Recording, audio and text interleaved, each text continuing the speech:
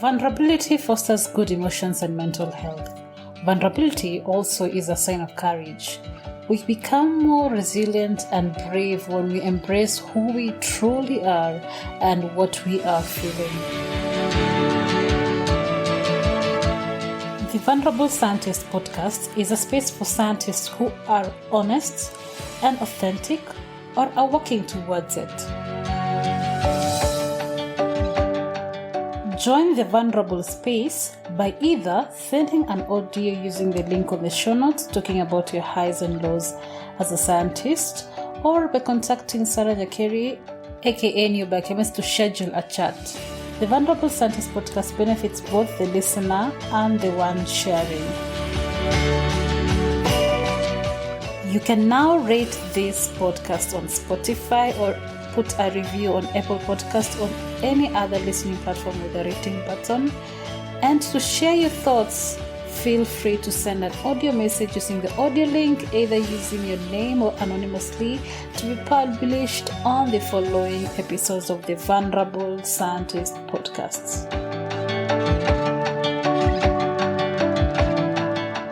Are you wondering what I use to upload and store my website spaces? Host Pinnacle. I've been using it for over 2 years right now and it has never disappointed me. So host your website today using Host Pinnacle, cheap and affordable and reliable services. To start experiencing Host Pinnacle goodness, click on the link on the show notes and you will not regret your decision.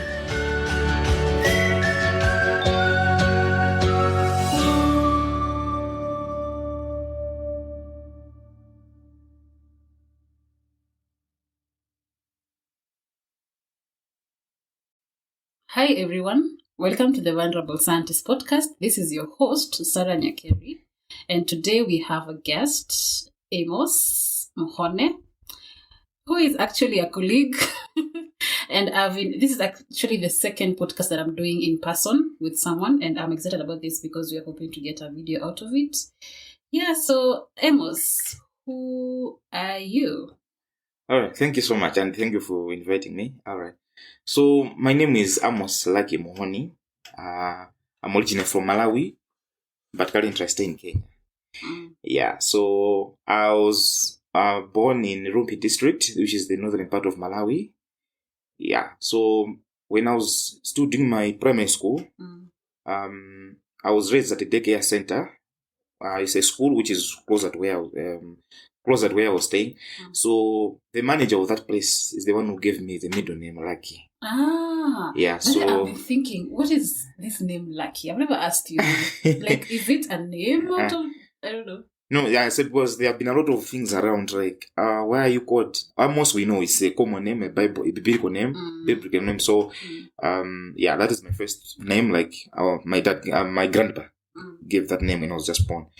But Lucky was given to me by the head of, it's called the Matunka Center, Future Vision Ministries. Is called Dr. Naninga. He gave me that name when I was in standard 8. What happened, we had a grand competition within the school, standard 7 and standard 8 pupils. So the competition was about, we were supposed to present an idea, something new. Anything new that you think of, whether it's something environmental, because that center, it was built by a Dutch ministry. So apart from being a daycare center, it was initially for orphans as a daycare center, but later on they decided to start mixing students, orphans and non-orphans, because when you put also orphans in an isolation, it brings some sort of stereotyping and like. So yeah, so apart from being a daycare center, the other things that they were involved in was the HIV/AIDS program with community, community nursing. There are the nurses on that center. We are doing some mass vaccinations in the community. They're also working on environmental issues, so planting of trees and others. So we are told to bring up an idea, just something new, whether it's to do with tree planting or something that at the end of the day, as primary school students would implement. Yeah, so I came up with an idea of planting trees the other part of the center, because it was just completely an open area. It used to be fields before, but now later on the center bought that area. So I brought that idea of that we plant trees around there. He asked me why. I just said, according to what we learned in class is it social studies or agriculture, that trees help in bringing rain. And it ends there. As a primary school student, I knew only that trees help in bringing rain. Yeah. So apart from that, after we finished standard 8, the center had had organized, like, it was an initial plan that each class, the outgoing standard 8 class, they were planning an event for them, either a celebration that have been there and they are leaving either for holiday, going to Sunday school. So for us, we went to Nika National Park. It's within the same district. So for 1 week. Yeah, so while we were there, that's when he gave me that name. Like, from now on, your middle name will be Lucky. You'll be always lucky in your life. Because of the... Not only, that was just one of the idea of bringing up ideas, that I can think and bring up ideas. And also, he just told me that out of all the students that he has been in encounter with, I was just one of the few that to him, we are students that are like thinkers, in short. We're able to think, and why are we doing this? And asking several questions. Why are we doing this? Why are we doing it? To show that you are thinking. So he told me, you always be lucky in your life. Continue like this. You always be lucky. So from that time, I carried my middle name. So all of my certificates are having Amos Mhone, except the primary school, because that time we had already written our primary school exams. Yeah. So it's the only one which has just Amos Mhone. But from that onwards, my secondary school certificates, every document afterwards had Amos Mhone, even my national ID. Yeah, so... What is your registration name on your class 8? Standard 8. Registration name, Amos Mhone. Oh, you guys don't have... what are they called? The surname and your name? Oh, so my birth name, my first name is Amos. My surname is Mhone. Mhone is like my surname, like the tribal name. What about your name? So my first name is Amos. Yeah. Okay, the way the names work in Malawi is like you have just a name and a surname. You may choose to have a middle name or not. Yeah, so a surname is like a family name. That's the surname. Yeah, so Mhone, that's a surname. We have others called Gondwe. We have others called Kalua, Mwenda, Piri, Nirongo. Yeah, so those are like family names. Okay. Yeah, so family names, the way they are designed in Malawi, we have different tribes. So you have names, surnames specific for a particular tribe. I think it's the same thing in Kenya. Luos have their own nature of the surname. So Mhone is a Tonga name. Yeah, Tonga is one of the tribes in the northern part of Malawi. Yeah, I don't know what it means, but it's just one of the family names. Okay. Yes, so yeah, so that's my surname. So you have like a first name, which you are given. That's your name. So when someone asks me, who are you? I'm Amos. That is my name. Yeah. Okay. The surname is a family name. All right. Yeah, Mhone. So others choose to have a middle name or not. Others pick the middle name as a domain or another family name. So someone might be Amos Mzilekerenge Mhone. Mzilekerenge meaning within the Mhones, we also have some sub groups. Yeah. So you may have like a general surname that is a surname, but within you may have some other funny names.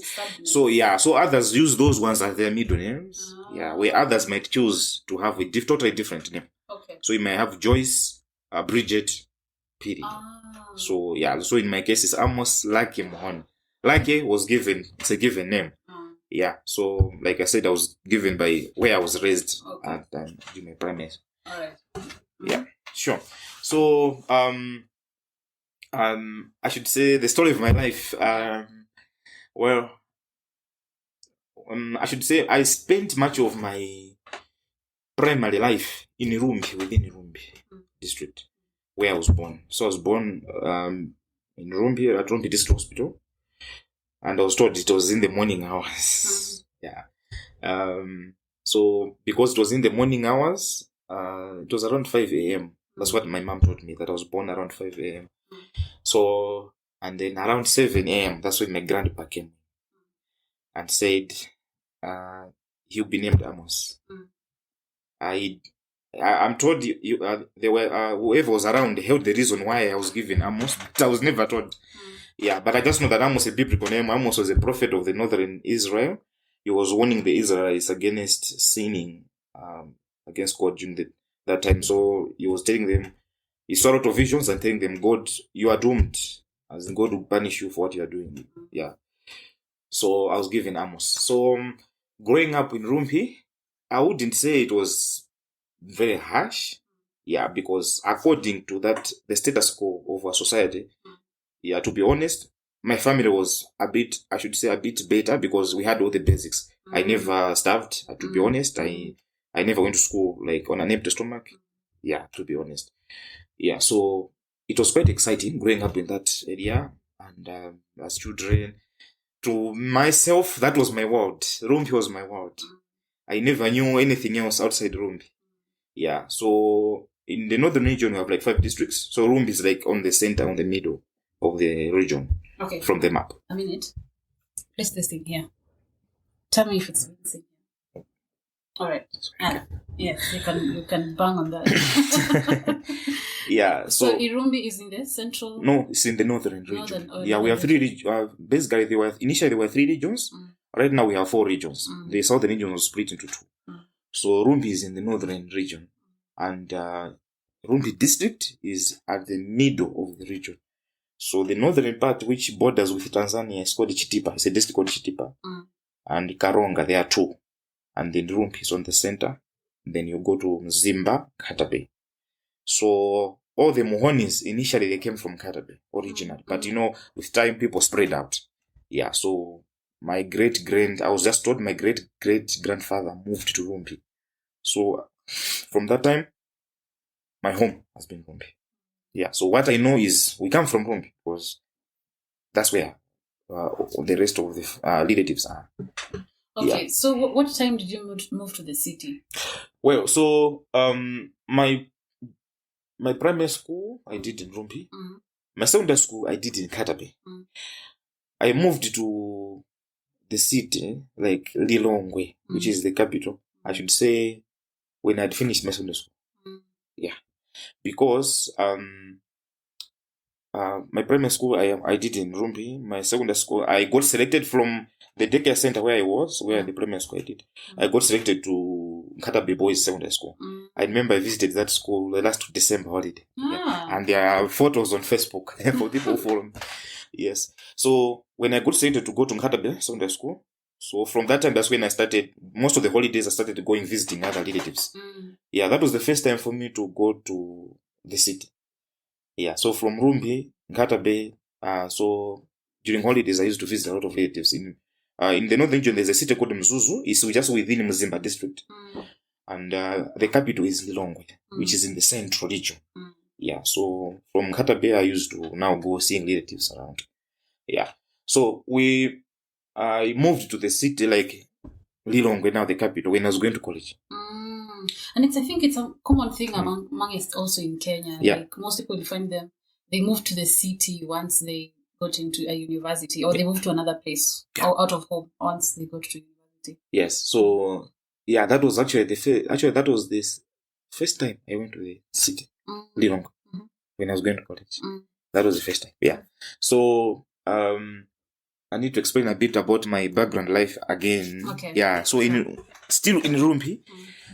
Yeah, being a low resource setting, yeah, I should say at our level, we are happy as kids, to be honest, because I had a lot of friends around. We used to pray a lot. I used to play football when I was that young.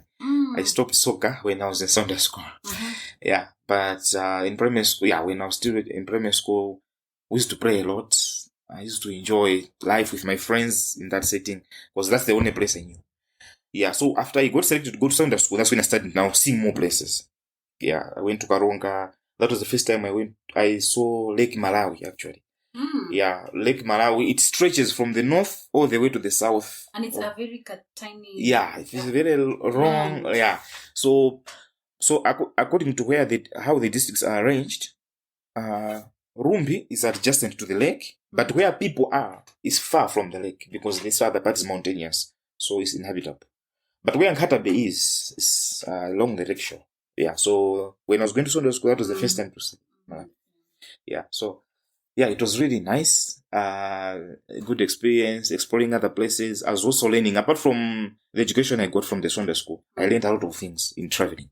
Yeah, that was the first time seeing a rubber plantation. Where a rubber plantation, you know rubber? The one which they use to make these tires. Rubber bands, tires. Is a plantation I don't know. In Nkatabe. Yeah. I don't know that it comes from plants. It's plants, actually. Plants. Very good tree. So what they do is they just scratch on the surface, so it releases this whitish substance that when it cools down, it becomes rubber, sticky rubber kind of. Not very sticky when it's dry. But it's bouncy. Yeah. So it's loose. Yeah. So they harvest that, process it into several things. The rubber bands, the tires, all that. Yeah. So that was like now a step ahead in knowing more things. Yeah, sure. So after I finished my Form 4, that was in 2012, I got selected to go to Lilongwe University of Agriculture and Natural Resources. That is by then it was the only agriculture university in Lilongwe. Right now, others are coming up, like we have Mwimba College of Agriculture, and the government is planning to construct more and more. Yeah, so that was in 2012. I got selected to go to Lilongwe University of Agriculture and Resources to study veterinary medicine. And what makes it special is that I was part of the first group to do veterinary medicine at home soil. Because initially, there was no vet school before. The vet school was constructed from 2007. That's when they made all those curriculums. So the first cohort to be picked was 2013. Because I finished 2012, got selected. So the first cohort were to start in 2013. So I made history. I was part of the first team to do veterinary medicine at home. Because initially the government, what it used to do was to select the best students within universities and send them abroad. Others used to come to Kenya to study veterinary medicine in the University of Nairobi. Others to Zambia. Others South Africa. Others even in Netherlands. Wait, so there was no university that was giving veterinary medicine? There was no veterinary medicine course before Malawi. Yeah. It started before actually 2012. Before 2012. Yeah, that is.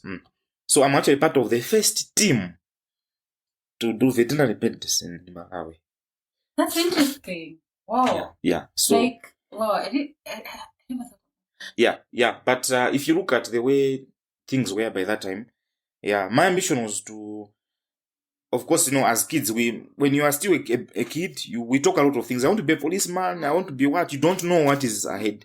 But with time, you start reshaping your dream. Like, I think I'm good at this. I'm good at these sciences or humanities. So start shaping your career, especially in Sunday school. That's when you start shaping. So I looked at myself in Sunday school that I'm good in biology. So I got interested in medicine programs. Yeah. So my first choice to be, like, in my head was physiotherapy. I wanted to do physiotherapy. Yes.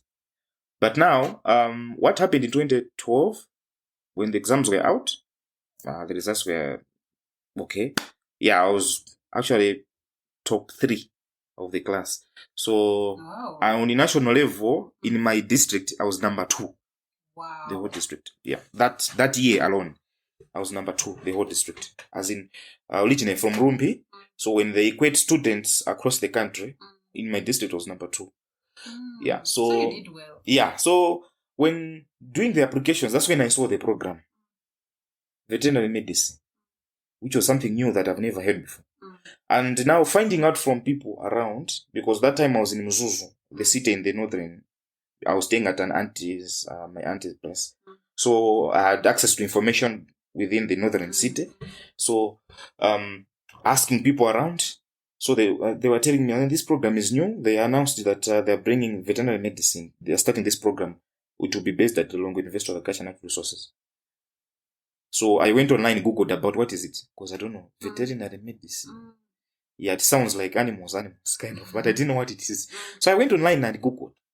That's when I found out that it's a wide program. It's very wide. Because initially I thought veterinary medicine are those people who walk around the villages jabbing animals, injecting one. That's what I thought. I didn't know, like, there's more to veterinary medicine than what was in my head. By the way, we were having this conversation yesterday during lunch. And we were joking about the vet. Like, even the people who are enrolled on vet, programs. They were thinking now they'll be walking around with a motorcycle. It's not like it's a bad, No. career choice. It's just that the perception that we have is just one. We don't know what other options are out I there. remember once when I was still in primary school, at that same Future Vision Ministries, Matunga Center, they used to keep cattle. So there was someone who used to come and insert his hand in the cow's back. I didn't know what they were looking for, but then as a kid, I'm like, why are they inserting the arm inside? Yeah, later on in vet school, that's when I learned that's how we do pregnancy diagnosis in animals. You insert your hand and you feel the ovaries, and then you can tell either at any stage you can tell like the baby inside or the calf, whether it's a calf or the young one inside is at this stage, either 6 months, 2 months, or there's nothing, or the animals now starts ovulating. You can tell. Yeah, so that's the mentality I had in my head. So when I went online and Googled what veterinary medicine is all about, so apart from treating animals, there's a lot. People do, they go into research, and there's a lot actually. So within veterinary medicine, there are a lot of branches. So you have others who specialize in horses. So I saw there that there's others who do exotic pets, others go into wildlife. Even those in wildlife have vets as well. Others specialize in aquatic medicine. They treat fish. Yeah. So I saw like about cows and goats. No. So that's when I saw like, wow, there's more to this thing. It's so broad. They deal with a lot of species of animals. So with what I had in my head, I had to think about it and change the options. So my first choice from that moment, I'd placed veterinary medicine as the first, and placed physiotherapy as number 2. But it was a bit weird when I went back home to tell my dad about it. That because to him, what moves in parents' head is either you are a doctor, a lawyer, or if it's business administration, accountancy, these are the things. So he thought I would choose one of these. So when he heard that I've placed my first choice in veterinary medicine, you mean you'll be going around injecting pigs and the dogs in the village? So to be honest, he was disappointed. He was disappointed about it. Yeah. But he had to accept my choice because I'm a grown-up person. He had now to start respecting some of the choices that I make. Of course, him being the sole provider and also someone who is my first mentor, like a guide to me in my life. He plays a bigger role in my life. Yeah. But to be honest, at that point, he was disappointed with it. Yeah. So when the results were out for the choices, I was picked for veterinary medicine. Yeah. We were 22. We were picked. All of us. In the whole country. Yeah, they only picked 22. Only 22 students. Who are doing veterinary medicine. Yeah. So I think the choice I just think that why they picked a small number is because it was the first time they wanted to see. Yeah. By that time I didn't know what is lying ahead. Yeah. What are the challenges I'm going to do? Maybe it was just a try. They wanted to see how the outcome would be with this first cohort. Yeah. So 13 of us were on government sponsorship, meaning government was paying everything. School fees, subsidized. No, school fees were subsidized. It was just a small amount that we were supposed to pay. Yeah. We'll be given allowances for upkeep. Like stipend. Stipend, yeah. So government sponsorship, yes. And then the other, we are on self-sponsorship, making now a total of 22. So, yeah. So my trial entry into Lilongwe City, the capital, was ready. So on the 2nd, I remember it was on 3rd, which was on 3rd November 2013. It was on a Sunday. Boarded the bus from Zuzu. Zuzu now is the city. In the northern. So I was in Rumpi. I went back to Rumpi from Zuzu where I was staying with my aunt. I went to Rumpi to prepare now, to prepare for everything. Yeah, so then I went now back to Zuzu and took the journey of Lilongwe. Yeah, so when I reached Lilongwe, wow, it's a very new life. Yeah, the city is much better than Zuzu one. Even Rumpi is even worse because life is, there are a lot of cars, big buildings. Life is on another level. Yeah, so I went to the university. Life was now at a different level. Everything was on a different level. Now, reaching the city, I start expanding my knowledge. Oh, I know. The city people live like this. They live differently from the way we live in the community, back in the village. Yeah, so my first year in the university, when I arrived, high hopes. You are happy. You're in college. And looking at the people who've been there before, those people are mentoring us. We are so excited that we're now like them. Yeah, my dreams are now closer from getting to becoming true. I'm the investor now. Yeah, but to be honest, I didn't know what. Like, you are blind of what is going to happen next. You don't know anything. You're just excited. In college, and this high life. You are free to do anything because in Sunday school there are all these rules out of bounds. You were not supposed to miss classes. Yeah, you'll be punished for that. You're not supposed to enjoy these other things like partying, going out. Yeah, but in college, you're free to do anything as long as you pass exams. Yeah, that's what they care. Yeah, so this was something else. Yeah, like in first year, it was so. I remember actually it was so exciting. Yeah, so from 3rd November, that whole month went. Why was it exciting? What was more exciting, I should say just everything. To be honest, everything was just exciting. I'm in the city, number one, the capital. Number two, I'm in college. Yeah, now I'm on a totally different level of life. And government sponsored, I'll start receiving money. I'll be having my own money at home. The only time my dad would send me some money in Sunday school, it was just once in a while, because I packed everything, roasted maize, a packet of sugar, soap, I packed everything already. When you pack everything for the whole term. Yeah. And the kind of food you eat in Sunday school is just for survival. You don't eat what you want. You are just given like beans. These bad, okay, I should say not really bad. I would call it like beans with which are not properly cooked. Yeah, and whole grain sima, which is ugali. Yeah. How do you call it? We call it nsima. Nsima. Nsima. Nsima. Like I understand in Swahili it's called sima. Yes. Like the way they call it in Coast. So it's the same way we call it in Malawi. But it's sima. Now with an N in front. In Zambia they say nshima. Nshima. Yeah. Okay. Yeah. So it wasn't good food. To be honest, in Sunday school, every secondary school, most secondary schools, I should say, not every. Most secondary schools, especially those with aligned to government Sunday schools. Yeah. You find that the living conditions are not that ideal for a student. Yeah. So now coming to college, you're excited about this new life. You're excited about you'll be getting money, something at least you can buy whatever you want. Yeah. So everything was exciting. Yeah. Being in college just itself is a very exciting thing. Because you just look at how many people didn't pass well their secondary school exams. How many people were selected to go to college? You find that if you equate with the number of students across the country, you are the very few. You are few. You are the few lucky ones to be selected. Yeah. So wait, sorry.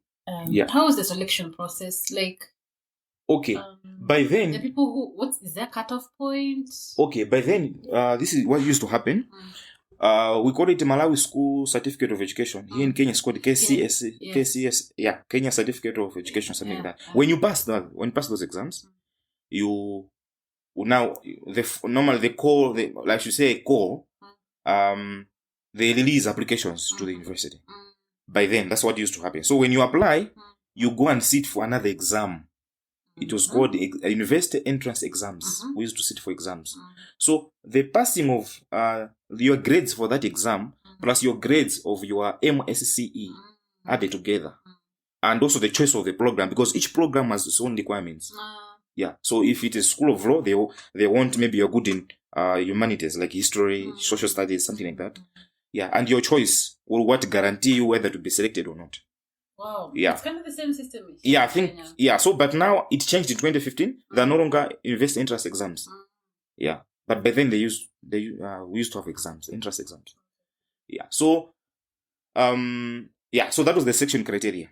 So, Malawi being like one of like low income countries, you find that the number of the universities which are there, they don't match with the population. So selection, they select the best. So the way you scored your MSc, the entrance exams, and your choice, and then now they base on that. So what happens? So sometimes it can happen that you scored very well your entrance exams plus your MSc, but maybe the choice of the program was the wrong one based on which subjects you have scored the best.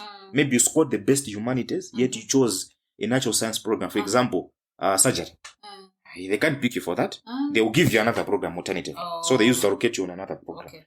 Yeah, when there's space, that is. What was the cutoff point to enter into the university? Cutoff point in terms of? Like, I don't know. Are there people who never go to universities? Yes. And they applied? Yes. Yeah. So there are many factors that lead to that. Either you didn't do well, that both the entrance exams and your MSc, or you did averagely well, but now... What is average? I don't know. What is there? I wouldn't... Are there points? Yeah, like points. So for the grading system of Malawi, the Malawi school, the MSc, we use points. So for a subject, 1 is the best. 1 means you have scored an excellent. Either it's 80% above. That's 1. 2, again, is an excellent. Maybe you were 80 or 79, somewhere there. And it goes 3 up to 6. 3 up to all the way up to 9. 9 is the worst, means you have failed that subject. So the best points you can get, they take the best 6 subjects. So the best 6, if you have 1's excellence in 6 subjects, make 6 points. 6 points is the highest someone can ever get. Okay. Yeah, so 6 points, then it goes to 7, 8, 9, 10, 11, all the way down. Myself had 11 points. Yeah, so which means I had some tools there. Tools. Yeah, so when they add the best 6, those are your points. Yeah, okay. But you must make sure that out of the best 6, English is one of them. Yeah, because English was a must, that they have to add it to your best 6. Okay. So if you score 3 in English, you find that your points will go down, even if you had 1s. So, yeah. Wow, that's a very different system. Criteria. So you find that if you are now you did maybe you are secondary school somewhere, you're going to another country. Now they have to give you what you call an equation, so that they equate that kind of system to the other countries. Do you qualify now this side? Yes. Yeah. So the best is 6 points and then going downwards. Yeah. Okay. So that was the reason why you exited. Like, it's a bit different. Sorry. Yes. I had gotten you to know. Oh, yeah. Yes. So I'm in the university. Life is new. I can interact with girls. Can't be boys under school. It's a boys under school. The only time we see a girl is then these you used to call it night school. I don't know whether in Kenya it's called. A night school is okay. You have the main student body. Then those people who come in the afternoon classes. They do that. Some Sunday schools do that only just to support the community around. So they offer those classes. We used to call them night school. Yeah, So we used to see girls in that category. If not that, then it's a child of a teacher who is a girl roaming around. That's when you say, where's a girl? Boys Sunday school. So in college, that was the first time since primary school. After a long time, like 4 years, that was the first time. That was now another different world. Sitting together with a girl in a class. And we are learning. And universities, there's no dress code. Yeah. You dress whatever you want. People are putting on trousers, people are putting on short skirts and all that. So it's just a different community. You do whatever you want. That was just exciting. Wow, you can interact with girls like this. You talk to them. Whereas in Sunday school, even to stop a daughter of a teacher, that's an offense. Yeah, you can be punished for that. Yeah, because you're supposed to strictly be there just for school from the yeah, so interacting with girls, interacting with friends at any level, you find that it was something else. To be honest, I've never been excited in my life, other than getting into the university. That was the first time I've ever been super excited in my life. Yes, that was one of the moments. I can claim that. I think that moment I was super excited getting to the university. So first year had its own challenges and good things, but the good things outweigh the challenges. Number one, like I said, I was super excited when I just came in. Yeah, so during the orientation period. Okay, Amos. Yes. Maybe you could drink water and I don't know. Oh, relax and refresh. Yeah, refresh. Yeah, no problem. Do you want more water? No. I think this would be enough. Okay. Is there anything you want? No, not for now. I will demand as time goes by. Okay. Yeah. I'm sure you're going to. Yeah. Okay. Yes. So. Why is so Wow. worried? Yeah, I know. Right now, you brought. It's like you brought me back. You have taken me back to those memories which were so sweet. Yeah. So I always smile when I remember those things. Yeah. So one thing that I think maybe I will tell you is that during the orientation week, the first week when you just arrive, first 2 weeks is orientation. So the first week, different faculties will be coming to introduce themselves and say whatever, which faculty does what. Yeah, just orientation. And there will be student welfare people, and there will be the student union people coming to tell us about life in college and whatever, a lot of things. So during the orientation week, the dean for the faculty of agriculture, because that's where this veterinary medicine program was, told us that you guys are coming in as the first cohort for this program. And first of all, congratulations for making it. Out of the whole country, for this program, whoever applied, you were the best, 22. So he told us that the Senate agreed that this program will have a higher passing mark than the other programs in the first year. This year, by the way, the program is 6 years. In Kenya, it's 5 years, plus 1 year internship after you graduate. But in Malawi, you do that internship before you graduate, because after that internship, you are examined also. And that's when you graduate. So in total, 6 years. So 4 years are for the coursework. 1 year, the last one, is for the internship plus project. The first year is called the pre-vet. Like in medicine school, it's called the pre-med. Yeah, you do basic sciences, mathematics, English, biology. Yeah, so the passing mark for that year alone is a bit higher than other programs. It also attributes to the like selection criteria of the people who are getting into the real program in the first year of the vet school, which is like second year overall. Yeah. So they told us that the passing mark is 3 grade point average. 3, when you're using the grade point average system, it's called the GPA system. Other countries have adopted it. So 3 in other countries, you would say like it's the second upper class. Only that year you have to have a second upper class as a minimum. Otherwise, go to first class. If you equate only that class, yeah. Whereas these other programs, you can just have a pass. It's okay. Yeah. So they told us if you get a pass this year, you'll be channeled to another program. Yeah, if you fail, you are out of the university, of course. But if you have a pass or anything less than this mark, you'll be channeled to another program. Hey, your process was very rigorous. So, yeah, so we didn't know like what is 3.3, because that's a different system from the secondary school system. So we are just excited first. It's fine. By that time, I have to mention that we are on the first years that week. The continuing students had not yet arrived. They arrived the second week after that week of orientation. So when the continuing students came and we asked, what is 3 grade point average? They told us, oh man, only 2 people are going to remain in that program. It's very high. Very few people are going to score that mark. Which gave us like a challenge now. Wow, we started now getting fears like, oh, this program is high demanding. Even the dean said it is high demanding. It requires you to work extra harder. Yeah, so we started working hard. But unfortunately, only people who made it were 9 out of 22. We were 9 people who made it.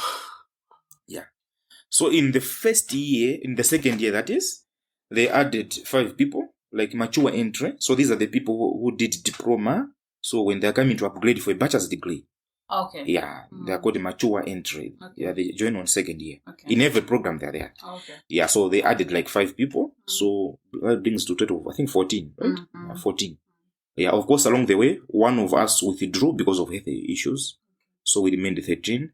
And then in the final year, another one had a health issue. She was expectant. So they told her, with the condition you are in and the pressure of the program, you would rather withdraw,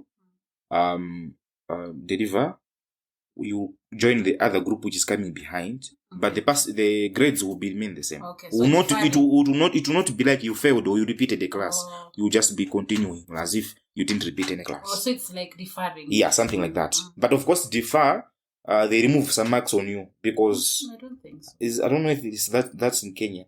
If you repeat a class, you're different. If you repeat a class, you cannot score a distinction. Like No, if you're I using, think for us it's when you've repeated a unit, like you failed a unit and you're doing a supplementary for that unit. Yes. That's when it's hard to pass that unit, Oh, even if okay. you read so well. oh yeah. Even if you're good, I don't think they'll give you a Yeah. So for her, they told her you're going to start at the same point.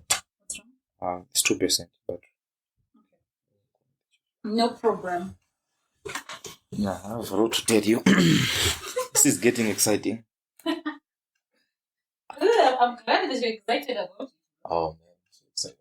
Of course, I'll cut it short because there's more to. Where I'm going now is where it's exciting.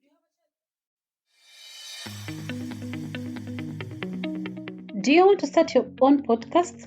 Start with some simple gear that you already have and a quiet space. Simple gear includes a microphone, editing software, and host of your podcast.